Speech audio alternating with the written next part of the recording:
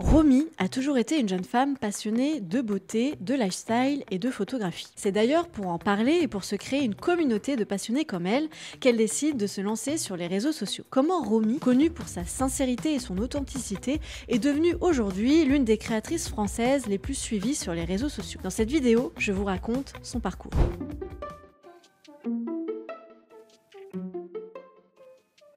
Romane Gimonet, alias Romy, fait partie des premières youtubeuses beauté en France.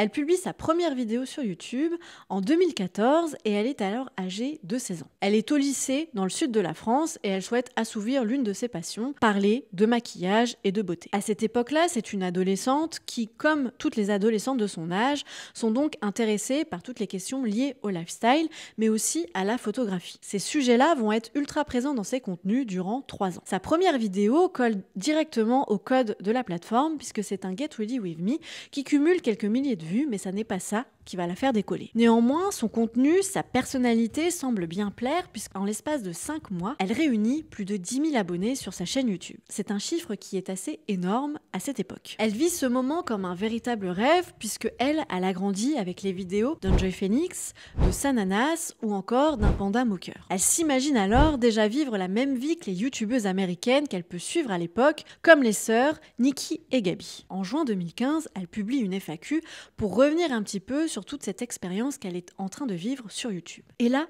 elle annonce une bonne nouvelle à sa communauté. En l'espace d'1 an seulement, sa chaîne est devenue monétisable. Elle commence donc à gagner ses premiers euros grâce à ses vidéos publiées sur YouTube. Le fait de le dire ouvertement à sa communauté montre à quel point le caractère de Romy fait d'elle quelqu'un de très transparent et d'authentique. Malgré son très jeune âge, elle est déjà très au fait de comment évoluer sur les réseaux sociaux. Elle sait qu'elle doit bien s'entourer et surtout ne pas vivre au travers du regard des autres dans les commentaires. Pour elle, YouTube devient un véritable projet et il faut réfléchir à comment le faire grandir. Son ascension continue et elle tente de garder cette tête froide et ne de pas se laisser déborder par cette notoriété soudainement arrivée. Après seulement 1 an sur YouTube, elle réunit plus de 40 000 abonnés. Ce succès la fait douter sur sa légitimité et le fait qu'elle soit présente sur les réseaux sociaux. Elle se pose alors la question, est-ce qu'elle y a véritablement sa place? J'ai douté plus d'une fois parce que je me disais j'ai rien à faire sur YouTube, qu'est-ce que je fais là, ce que je fais c'est de la merde comparé à d'autres youtubeurs, etc. Mais en fait vous avez toujours été là derrière moi, à me faire 1 milliard de compliments, à me donner des conseils. La réponse est toute trouvée quand on est de l'autre côté, 40 000 personnes qui la suivent, ça montre bien que oui, Romy a toute sa place sur les réseaux sociaux. Mais malgré ses doutes, elle continue de poursuivre sa carrière sur les réseaux sociaux. Et en 2016, elle décide d'élargir un petit peu plus son contenu. Elle se lance notamment dans des vidéos pleines d'humour, ce qui lui permet d'atteindre une nouvelle audience et de passer le cap des 100 000 abonnés. Dans la foulée, elle organise ces mêmes meet-up parce que déjà à cette époque, elle comprend à quel point être proche de sa communauté peut lui permettre de grandir davantage sur les réseaux sociaux. Pour aider sa communauté à mieux comprendre son quotidien de youtubeuse et pour leur faire comprendre pourquoi est-ce que des marques viennent travailler avec elle, elle décide de publier toute une série sur les coulisses de ses vidéos sur YouTube. Un nouveau moyen, encore une fois, d'être transparente et de se rapprocher de sa communauté. En 2018, elle commence à faire pas mal de collaborations et elle travaille notamment avec le ministère de l'Éducation qui a publié un concours sur les colonies de vacances. Cette même année, elle passe le cap du 1 million d'abonnés. Et donc vous vous doutez bien que ce million,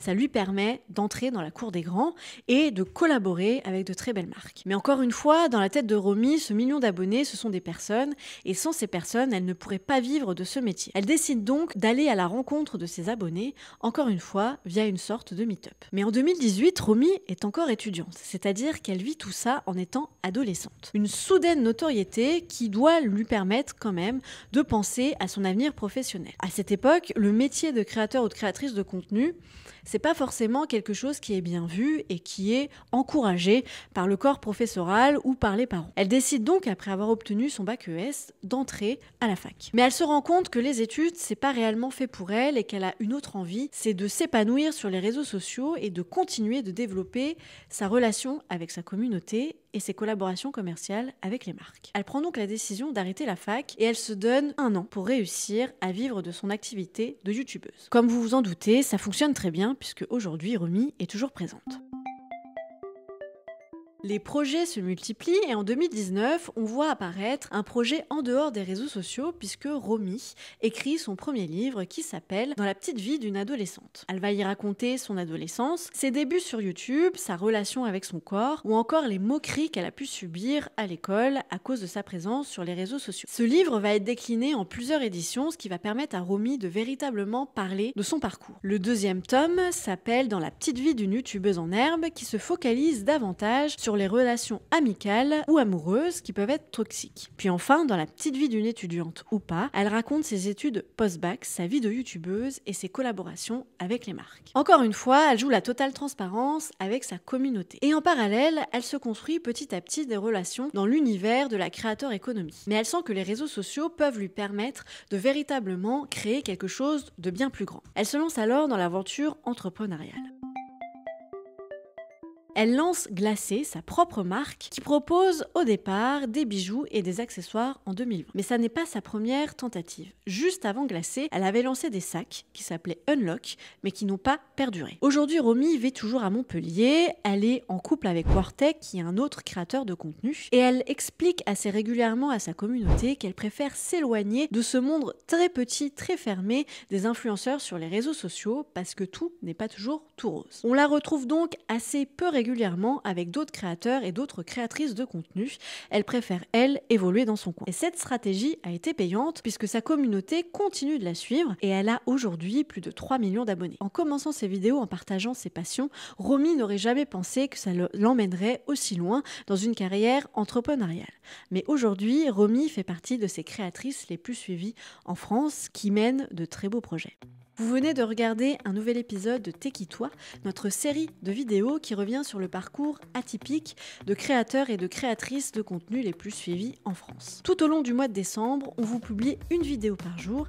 N'hésitez donc pas à vous abonner, à partager, à commenter pour nous permettre de faire vivre cette chaîne. Et moi je vous dis à très vite.